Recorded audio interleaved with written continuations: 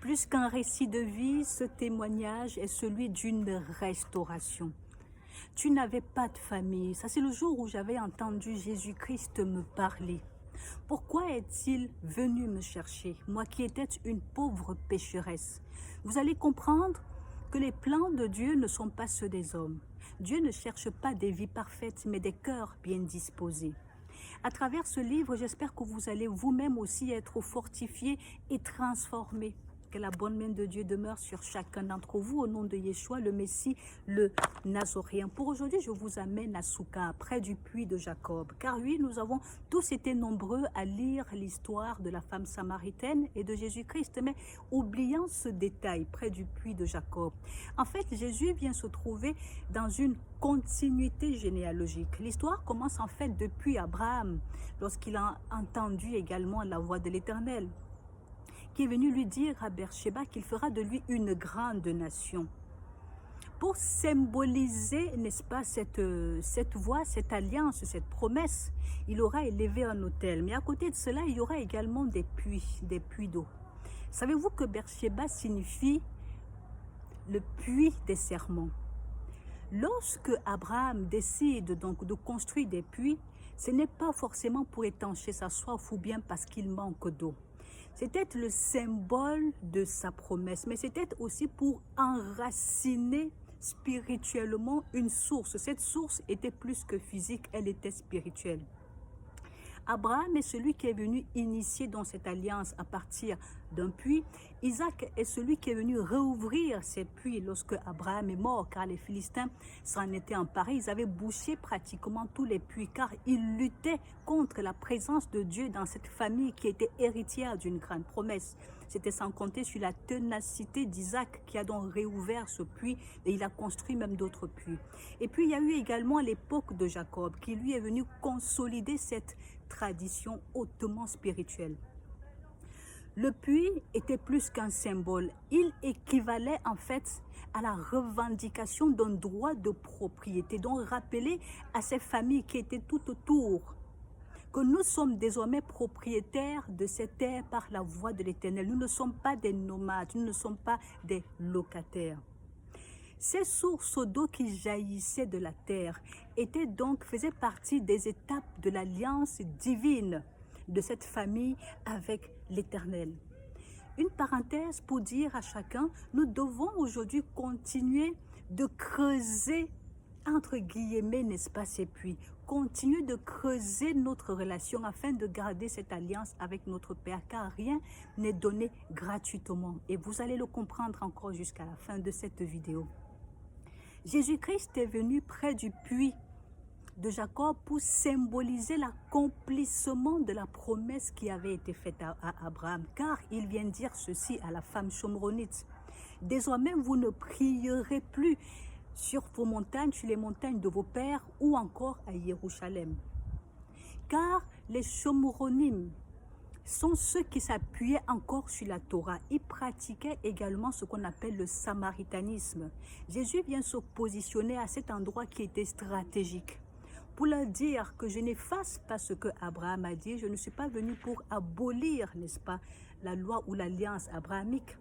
Mais je suis venu pour l'accomplir. Pour l'accomplir, il faut que désormais vous regardiez à moi. Je suis Jésus-Christ, je suis le Messie, je suis le Messie. D'où sa présence ce jour-là à Soukar avec bien évidemment tous ses disciples. Il a envoyé ses disciples aller chercher à manger. C'était un prétexte afin qu'il ait cette conversation, afin qu'il apporte le salut à cette femme. Cette femme, chomronite, samaritaine, n'a pas reçu le salut de suite.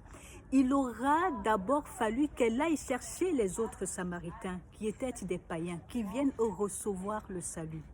Elle n'a pas reçu le salut de suite. Pourquoi? Parce qu'elle était pécheresse. Jésus lui a dit, tu as eu 5 maris et celui-ci n'est pas ton mari. Il fallait d'abord qu'elle se répande. Et puisqu'il a passé 2 jours sur place, elle a eu le temps donc de se repentir et avant qu'il ne parte, on peut imaginer qu'elle a reçu son salut. Jésus ne pouvait boire son verre d'eau. Vous allez voir dans le texte que Jésus n'a pas bu son eau. Il n'a pas bu son eau car s'il buvait son eau, il lui apportait la récompense.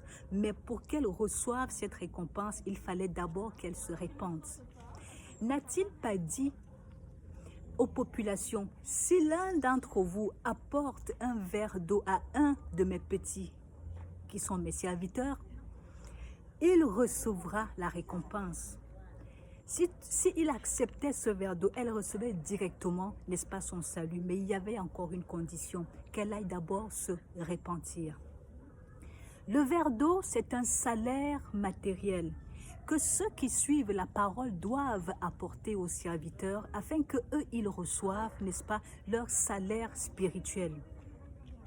Pour que tu reçoives, il faut que tu donnes. Nous enseignait encore Jésus-Christ, car les serviteurs vivent de la providence divine. Il aura dit que lorsqu'ils vont prêcher, évangéliser ça et là, qu'ils n'emportent rien, parce qu'ils doivent reposer leur foi sur la provision, n'est-ce pas, divine.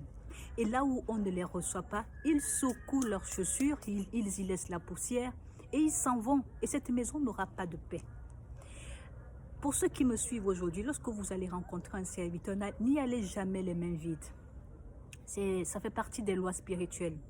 Jésus également à la croix a fait ce dernier geste avant de dire tout est accompli. Il a demandé à ses soldats de lui apporter à boire. Ils ont ri. En fait, ils n'ont pas compris quand Jésus parlait en parabole et ses paroles étaient très codées.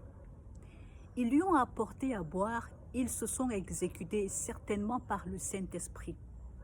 Ils lui ont apporté du vin, de l'aigre ainsi que de l'eau. D'autres disent du vinaigre à partir d'une éponge. Il a bu quelques gouttes et il a dit tout est accompli. Car il venait là de donner à boire et en retour, ils ont reçu la récompense, à savoir le pardon.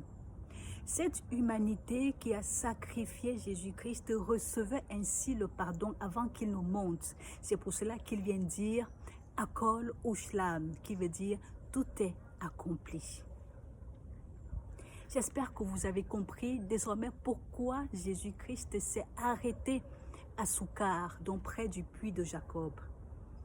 Parce qu'il ne fallait pas effacer l'histoire d'Abraham, mais il s'arrêtait près de ce lieu qui était symbolique et qui rappelait toujours à ces populations païennes pour qui il était temps de recevoir le salut, qu'elle continuait de s'appuyer sur la Torah. Il fallait désormais se tourner vers Jésus-Christ qui est présent. Et rien de mieux que de se poser sur ce lieu générationnel près du puits de Jacob. Jésus-Christ il s'est ainsi positionné, n'est-ce pas, comme l'accomplissement des promesses de Dieu faites à Abraham. Que la bonne main de l'Éternel demeure sur chacun d'entre vous. N'oubliez pas, le livre est disponible.